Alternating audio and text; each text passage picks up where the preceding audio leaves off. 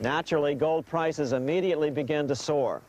9 years later, gold sold for $880 per ounce, 25 times what the gold in Fort Knox was sold for. One would think that eventually someone in the government would get wind of what was happening and blow the whistle. The largest fortune in the history of the world stolen. Shades of the old James Bond film, Goldfinger. Well, as a matter of fact, Ian Fleming, the author of the James Bond series, was head of the British counterintelligence service, MI5.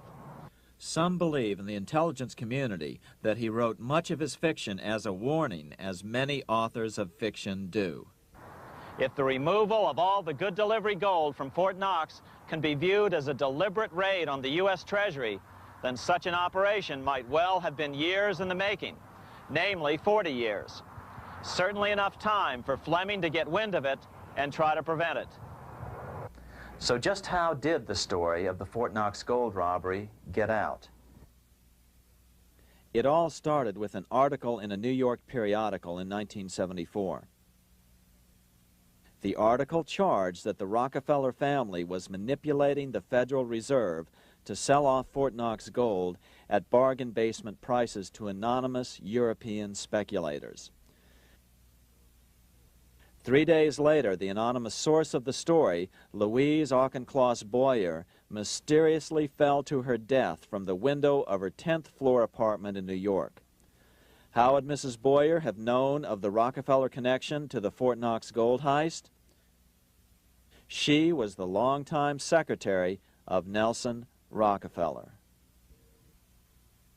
For the next 14 years, this man, Ed Durrell, a wealthy Ohio industrialist, devoted himself to a quest for the truth concerning the Fort Knox gold. He wrote thousands of letters to over 1,000 government and banking officials, trying to find out how much gold was really left and where the rest of it had gone. Edith Roosevelt, the granddaughter of President Teddy Roosevelt, questioned the actions of the government in a March 1975 edition of the New Hampshire Sunday News. Allegations of missing gold from our Fort Knox vaults are being widely discussed in European financial circles. But what is puzzling is that the administration is not hastening to demonstrate conclusively that there is no cause for concern over our gold treasure, if indeed it is in a position to do so. Unfortunately, Ed Durrell never did accomplish his primary goal, a full audit of the gold reserves in Fort Knox. It's incredible that the world's greatest treasure has had little accounting or auditing. This gold belonged to the American people, not the Federal Reserve and their foreign owners. One thing is certain, the government could blow all of this speculation away in a few days with a well-publicized audit under the searing lights of media cameras. It has chosen not to do so.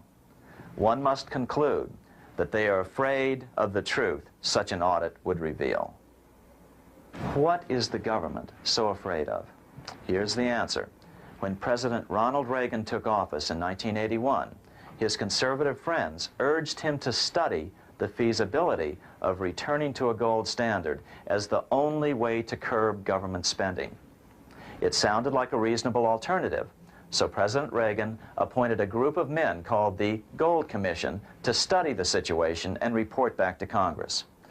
What Reagan's Gold Commission reported back to Congress in 1982 was the following shocking revelation concerning gold. The U.S. Treasury owned no gold at all. All the gold that was left in Fort Knox was now owned by the Federal Reserve, a group of private bankers, as collateral against the national debt. The truth of the matter is that never before has so much money been stolen from the hands of the general public and put into the hands of a small group of private investors, the money changers.